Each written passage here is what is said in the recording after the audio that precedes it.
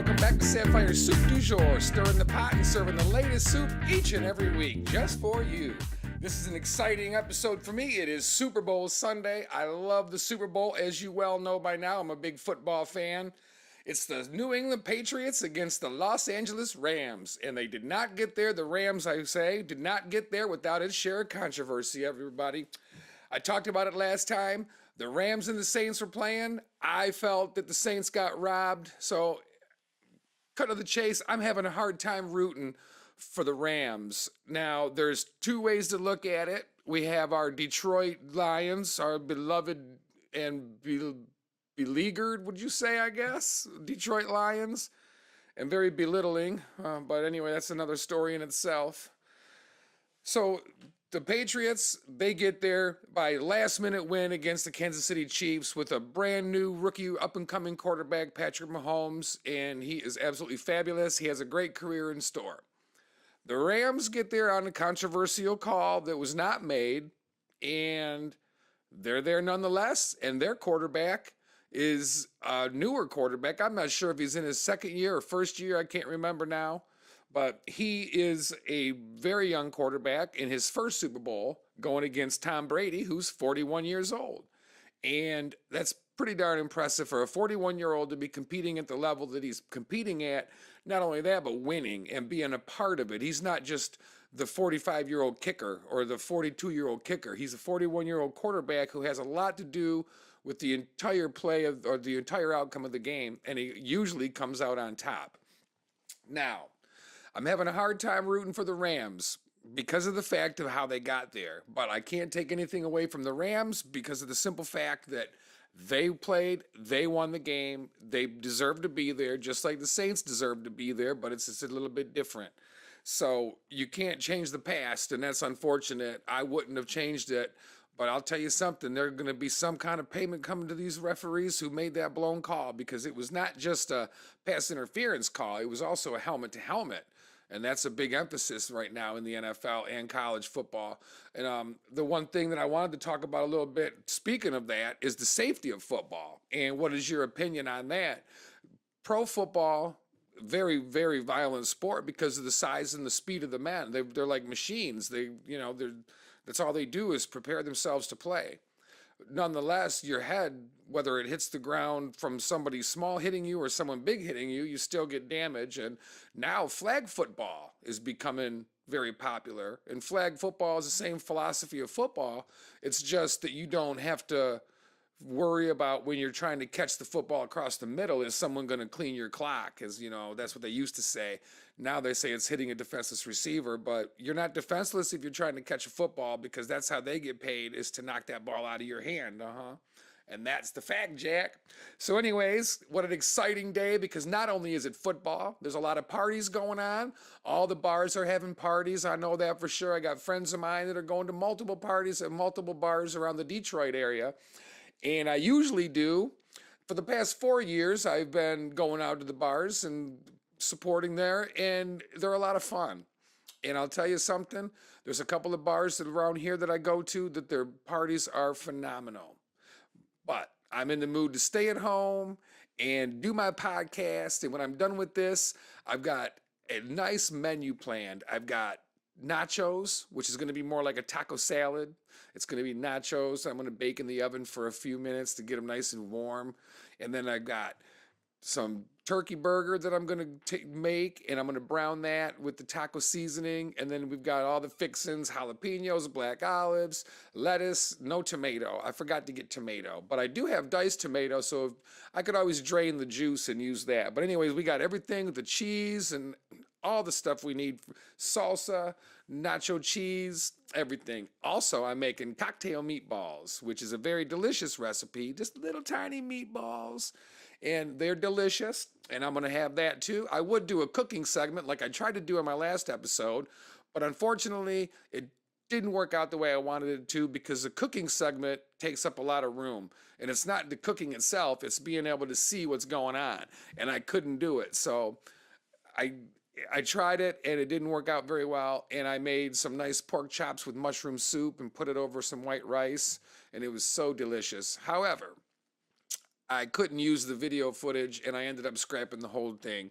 And this is actually part of what I wanted to talk about today is what I talked about the other day, but I got frustrated with it and it didn't work out right because of the cooking segment.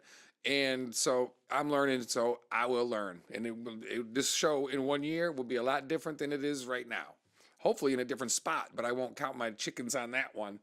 So here's my predictions, and this is based upon the football. And I like football. I don't watch it as much as I used to, but you cannot root. I personally cannot root against Tom Brady and the Patriots until they lose. They are just, and Brady's lost in the Super Bowl. In fact, I think he's 5-4 right now, or 5-3 right now. I believe. I think he's won 5 Super Bowls and lost 3 Super Bowls. And I'll have to fact check that in a little bit, but you can fact check me too, but it's not live on the air. So by the time you tell me I screwed up, I'll already know it. So maybe I'll just put it in my editing that I screwed up and then I'll cover my butt. But anyways, I think that you cannot root against the Patriots, in my opinion, until they lose. Because I counted them out last year. I actually counted them to go 9-7 last year. And I was completely wrong. I said Tom Brady would throw 25 touchdowns last year because of the age. And he lit it up. And this year, same thing. Don't root against Tom Brady. However, the Los Angeles Rams defense is absolutely amazing. They've got 3 dominant players. They've got Ndamukong Suh. They've got Aaron, that other defensive end. I can't, I just got back from the 5 and dime, so forgive me for forgetting some names I didn't write down here. And they've got Talib, the cornerback. God, I hope I'm right with that. Trying to think. But anyways, so the Rams, they've got a good defense. Whether the players were right or not, I don't care, whatever. The Rams have a very good defense. And New England, of course, has a very good offense. I predict this for this game coming up. It starts at 6:30 p.m. Eastern time. I'm hoping to have this edited and out by the time that game starts. We shall see. It's about 1 o'clock right now where I'm at, which is in my basement. So let me say this. It's going to be a slow starting first half. Both teams kind of feeling each other out. It's going to come down to coaching. It's going to come down to who makes a couple of little plays, maybe a penalty. Are the referees going to be extra sensitive now because of the fact of what they did in the championship game? I would not want to be refereeing this game. And I do believe a female is going to be a referee in this game, one of the referees. I'm not sure if it was the championship game or the Super Bowl, but nonetheless, there is a professional referee, is a female who's been refereeing for quite a few years now. And she did a lot of college and high school, and now she's the National Football League referee. And I think that is amazing, and I think it's about time. And I don't think that it's something that needed to be pushed, but when there's an interest in a qualifying person, then pursue it. No matter what the gender is. That should go no matter what. The only time you should worry about gender is your significant other when you're going to see each other in the shower and do things that other people don't usually do together, if you know what I mean. I mean, this is not a child show, but I'm trying to keep it clean as I can, So, anyways, until I can put it on the air and just do whatever the hell I want, then it'd be different. But until then, I'll just try to let you use your imagination. So, now, the Patriots are going to end up with this game coming down late.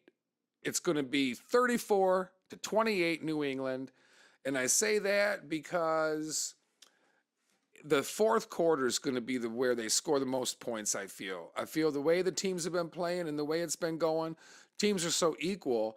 But then toward the end of the game, they all start kind of, whoever takes the lead kind of backs up and the other team kind of starts coming back to it. I don't know. It's kind of like it's planned, but I know it's not because they're definitely not out there trying to play no acting. They're out there playing football. I'll tell you. So I pick it 34-28.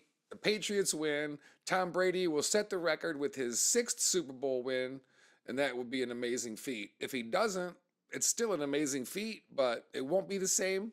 And what will happen next year for the Patriots? So, anyways, enough about that. Now let's get to something else. I spoke before about political correctness, and I spoke before about social media and using social media as a means to make change, which is a good thing. I think that the politics in this country have gone into turmoil, but in a way it's good, in a way it's bad.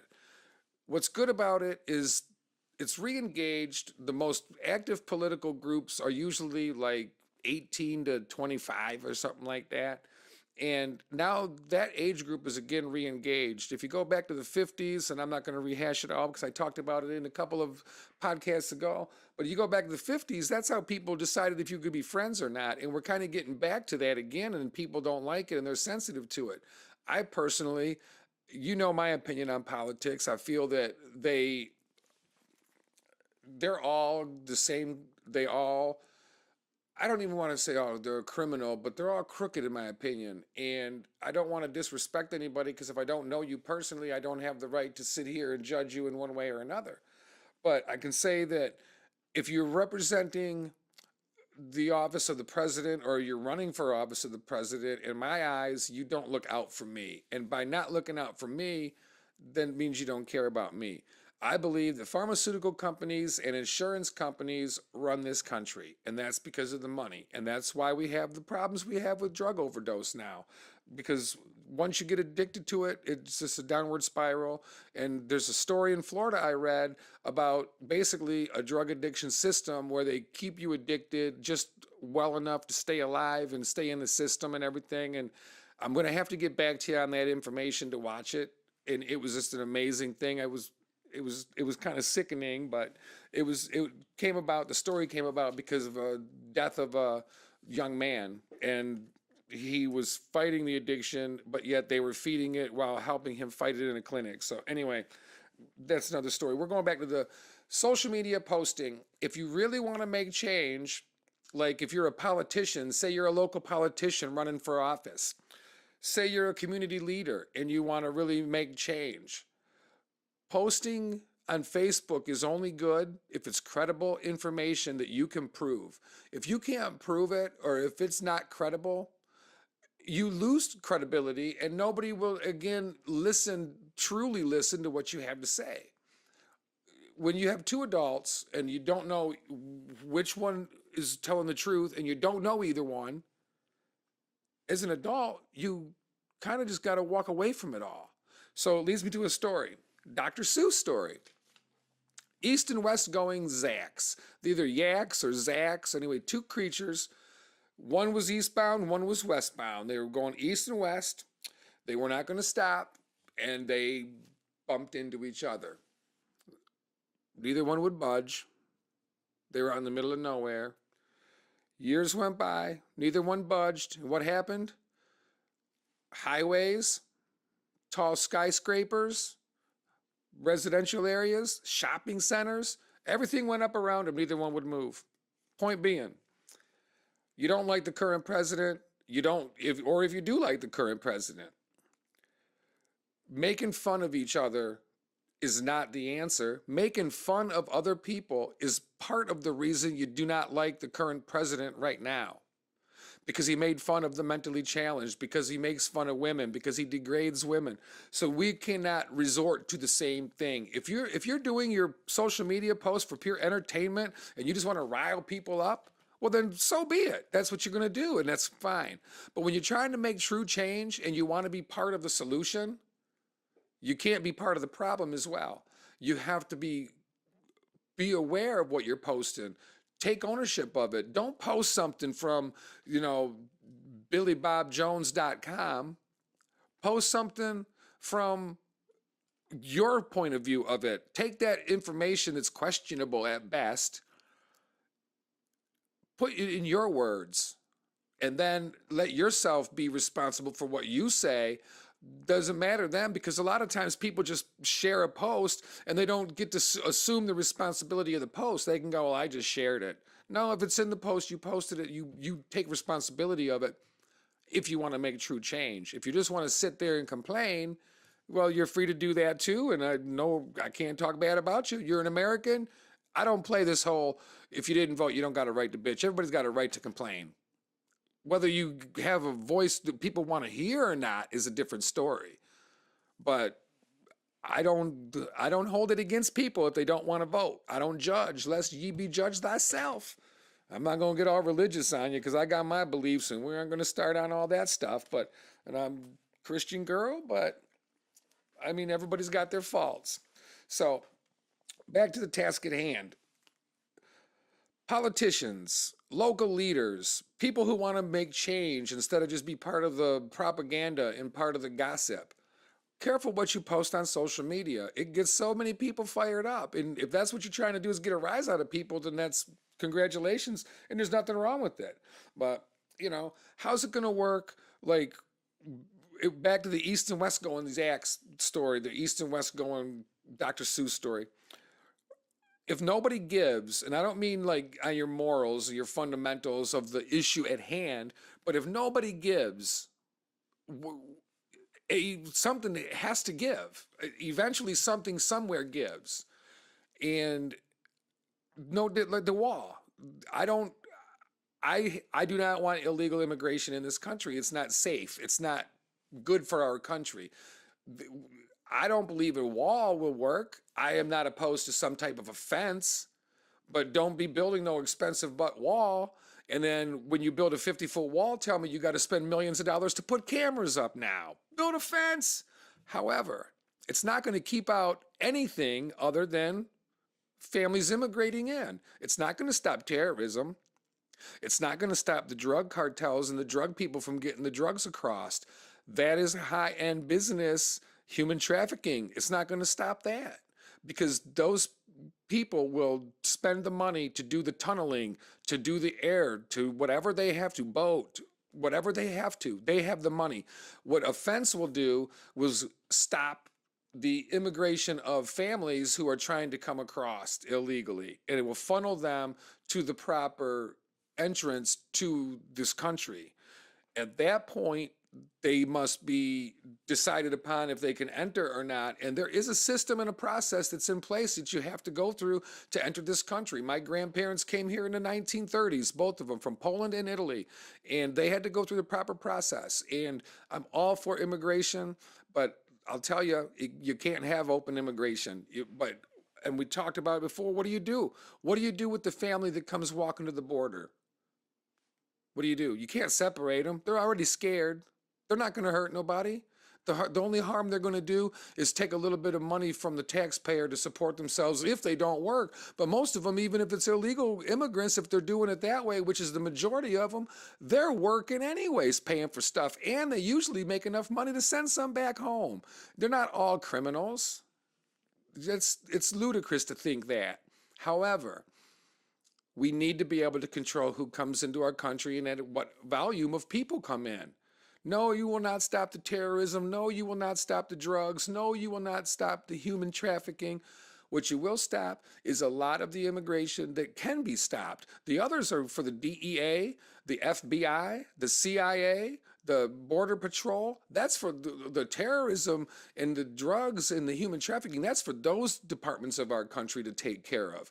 But if we put up a fence, at least that way we can see through the fence to help these people that are coming for help, because we got this weird image that they're all either help as victims or the other hand is they're all terrorists and looking to do harm. And it's not true. It's like any culture like we have in this country with race. Not all black people are bad. Not all Hispanics are bad, not all whites are bad, not all are good. You can't sit there and so see how this gets in.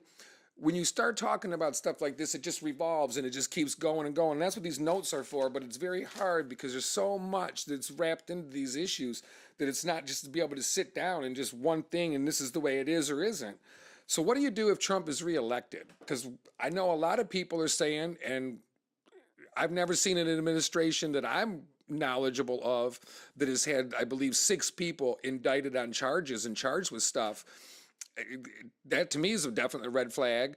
Um, I've never seen anything like this. He's made it a reality show for the White House. And I mean, okay, the economy's good, but everything with good comes a lot of bad. And I'm just, how's he going to get reelected if he, okay, first of all, how's he even going to get the Republican nomination if he's as bad as everybody says he is? I'm just trying to play the devil's advocate here. So he gets the nomination for the Republican Party. Does that mean that he's the best thing they've got to offer? Or does that mean that there's such a bad thing that they've got nothing better? If you know what I mean. Is he the star that that he says he is? Or they got nothing better? And the Democrats, what are they going to do? And how do you defeat them? And who do you trust? It's a big mess, and I don't trust Donald Trump in office. I was afraid the day that I woke up. I was afraid he was going to turn it into a reality show, and he kind of has, and I don't appreciate it. I fought for this country, as I've told you before. I don't want to keep going into that over and over again, but I respect the office of presidency, and I will continue to do so no matter who serves in the office, because I can't control the electoral college, or I can't control how many votes he actually got, and I can't control how many dead people voted, and I can't control who counts it, and I can't control anything other than I can go vote if I want to vote. And if I don't go vote, I can still complain. Will you listen? Probably not. Will you listen if I do go vote? Probably not. So, que sera, sera. Okay.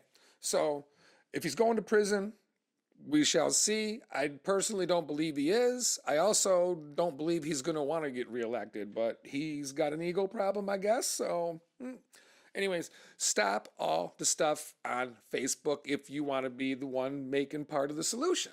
Okay. So now to end this, because it's Super Sunday and I want to get up there and start cooking my food. And I got pizza to cook too, by the way. Barbecue chicken pizza for my friend, Miss Mirage Eclipse, who you saw the other night here on this wonderful podcast. And also I've got a pepperoni Sicilian pizza that I'm going to make for myself. They're just little thin slice, nothing major, but we got to just eat light up until the big meal at 6 p.m. At 6:18 is the national anthem. At 6:30-ish is the kickoff, and I hope for a safe Super Bowl. I hope everybody out there is super safe, and that means if you're drinking, don't drive, and if you're driving, don't drink, and make sure that you have a good time. Don't be getting in all these fights. It's funny too, because you go to Buffalo Wild Wings and it's the Super Bowl or the World Wrestling Federation or the, what are they, UFC fighters, and and then there's always fights. Testosterone flying around. You can't have your team getting made fun of, so two people drinking with different jerseys on. Let's chime in. Whoever can do it, let's do this if you're watching this or if you're going to watch it. Tonight, if there's a fight with two people, hopefully one with a Patriots shirt and one with a Los Angeles Rams shirt, and they fight, video it, send it to me. We'll do a Tosh.0 style, because that's a lot of fun too. Not trying to copy nobody, but we all copy something and we all mold our style onto things that we enjoy. You stay active with all the politics, because I love to hear both sides of the ball. I love to hear different opinions, and as long as you can stay respectful, you don't got to be friends. I understand if someone doesn't like somebody because of their point of view. If you're in the LGBT community, I understand. I've got family that are Trump supporters 100%, and I love them to death, and I don't care. But you know what? They love me. They love Trump for the things that they love him for, but they also don't like everything he does. And I've not spoken to them about it. I just know how my family is, and I know how my siblings are, and I know that they love me, and that's a very important thing for me to know going through life. But they support Trump. They don't support everything he does. And I'm not a Trump supporter, but I don't hate everything he does. The economy's doing really good. Gas is low. The stock market's good. I don't like the amount of hate going on, but I question whether he's responsible, because to be honest with you, you're only going to do the things that you feel in your heart. You cannot make me go out and hurt somebody because somebody else. I don't care if the next coming of the devil is elected. You're not going to make me act against my moral character. You see? So when all these hate crimes come up, they don't, you can't blame the administration. I understand you're not blaming him for it. You're blaming the fact that he's encouraged people to act out on their hate. But that, I don't buy it. That starts at home. Mom and dad, raise your kids. Mom and dad, don't have hatred and race in your house. Why do you need it? What does it serve? If you don't like somebody for something, that's fine. That's perfectly fine. Leave it at home. That's not so hard, is it? We don't need it anymore. It's 2019. Let's get with the program. Let's have a good Super Bowl, everybody. Let's get with the program here and start responding to me on Sapphire's soupdujour.com, Sapphire's soupdujour@gmail.com. Sorry about that. On Facebook as well, you can get with me. When you see the podcast, just make comments. I don't care. And I'm going to tell you something right now. I'm not one of them girls that you're going to make me mad if you say something. Tell me if I say something you don't like, if you want to help me get the show going better.